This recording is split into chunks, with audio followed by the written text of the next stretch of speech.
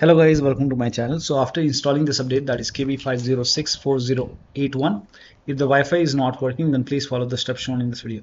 So make a right click with the start menu and then go to device manager. Expand network adapter over here. Now you will see your Wi-Fi adapter over here. Now you might see yellow triangle over here. So you can just make a right click on your Wi-Fi adapter and then click on update driver.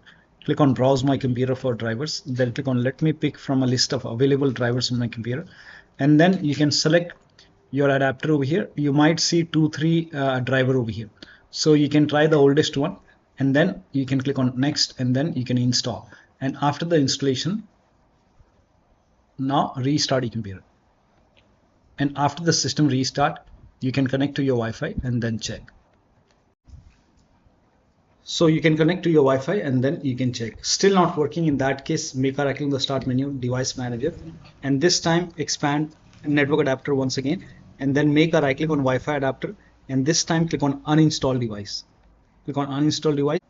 Now before you hit uninstall, let me inform you, once you uninstall this, when you restart the computer, when you try to connect to your Wi-Fi, it will be asking for your Wi-Fi password.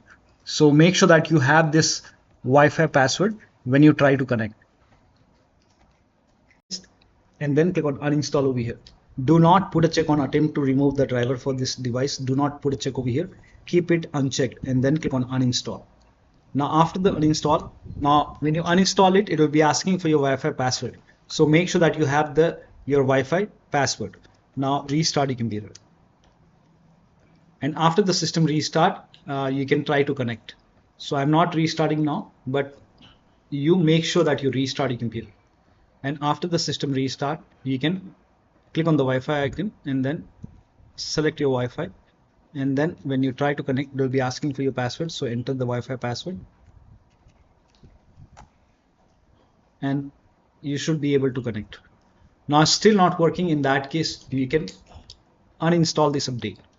Now for this, open Windows settings and then you can go to Windows updates and then click on update history. Scroll down here, you can see uninstall updates option. Click on uninstall updates, and over here you will see this update KB5064081. Click on uninstall,